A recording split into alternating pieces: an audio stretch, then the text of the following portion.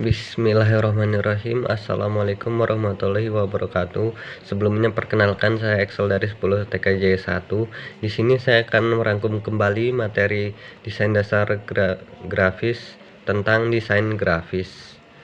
Desain grafis adalah bentuk komunikasi visual yang memanfaatkan elemen grafis seperti gambar, teks, warna, dan sebagainya untuk menyampaikan informasi secara efektif.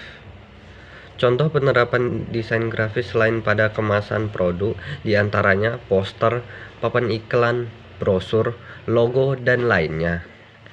Definisi desain grafis adalah seni dan praktik menciptakan elemen visual untuk menyampaikan pesan atau informasi secara estetis dan efektif.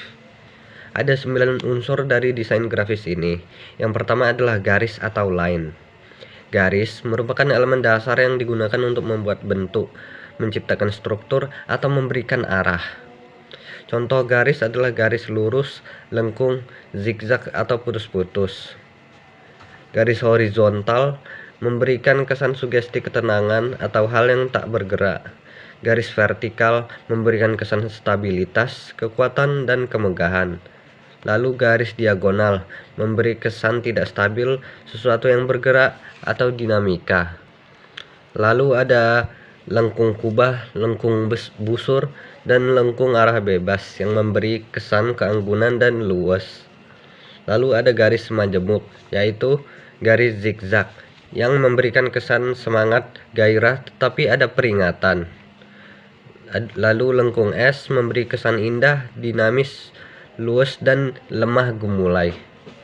Lalu garis gabungan bebas merupakan hasil dari gabungan antara garis lurus, lengkung, dan majemuk yang memberikan kesan fleksibel dan informal. 2. Bentuk atau shape. Bentuk adalah area yang dibatasi oleh garis, warna, atau tekstur. Bentuk bisa berupa geometris atau lingkaran, persegi, atau organik, atau tidak beraturan. Bidang geometris, bidang teratur yang dibuat secara matematis, memiliki sifat yang terstruktur dan pasti. Contohnya adalah lingkaran, persegi, segitiga, wajik, dan sebagainya. Bidang non-geometri, bidang yang dibuat secara bebas. Rupa bidang non-geometri bisa berbentuk bidang organik atau bidang yang dibatasi garis patah-patah bebas. Bidang bersudut bebas, bidang gabungan antara lengkung dan sudut, serta bidang maya, seperti garis maya. 3. Ruang atau space. Ruang merujuk pada area di dalam, di antara, atau di sekitar elemen. Ada 2 jenis ruang, ruang positif yang ditempati elemen desain, dan ruang negatif, ruang kosong di sekitarnya. 4. Tekstur. Tekstur mengacu pada tampilan atau rasa permukaan suatu elemen. Tekstur dapat bersifat nyata atau bisa dirasakan secara fisik atau visual, hanya terlihat. Tekstur merupakan visualisasi dari permukaan suatu objek yang dapat dinilai dengan cara dilihat atau diraba. Contoh, tekstur kayu digunakan pada desain katalog produk furniture. Tekstur kasar pada desain poster untuk memberi kesan vintage atau industrial. Tekstur halus digunakan pada desain kartu undangan pernikahan untuk memberikan nuansa elegan. 5.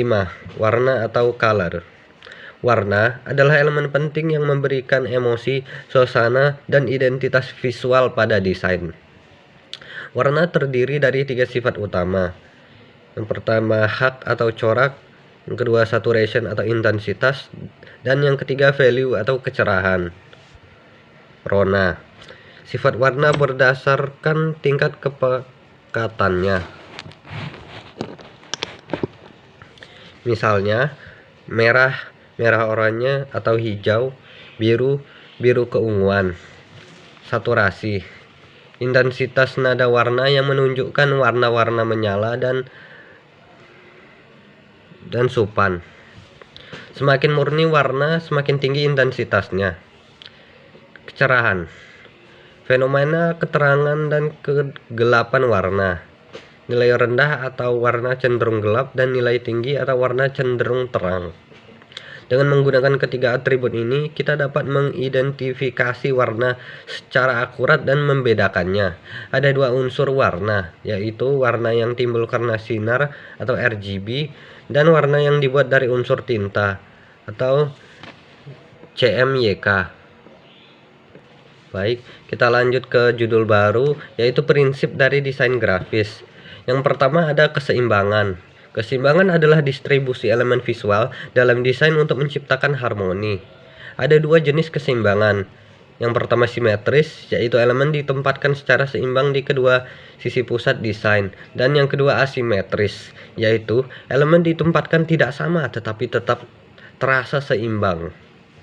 2. Kontras adalah perbedaan mencolok antara dua elemen untuk menciptakan fokus. Kontras bisa diterapkan pada warna, ukuran, bentuk, atau tekstur. Yang ketiga, keselarasan adalah memastikan elemen-elemen atau unsur dalam desain sejajar untuk menciptakan keteraturan dan kemudahan membaca. 4. Pengulangan menciptakan konsistensi dan keterpaduan dalam desain. Elemen yang diulang dapat berupa warna, bentuk, pola, atau font. 5. Proporsi adalah hubungan ukuran antara elemen atau unsur dalam desain. 6. Dominasi dan penekanan adalah teknik untuk menonjolkan elemen tertentu agar menjadi pusat perhatian. Elemen ini biasanya berbeda dalam warna, ukuran, ataupun posisinya. 7.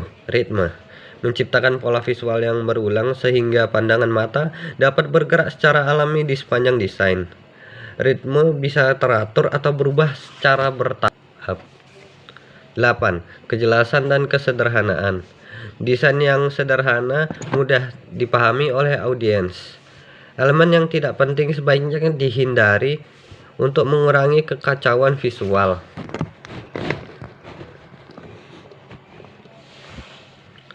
9. Unity atau kesatuan adalah bagaimana semua elemen dalam desain bekerja sama untuk menciptakan pesan yang selaras atau seragam.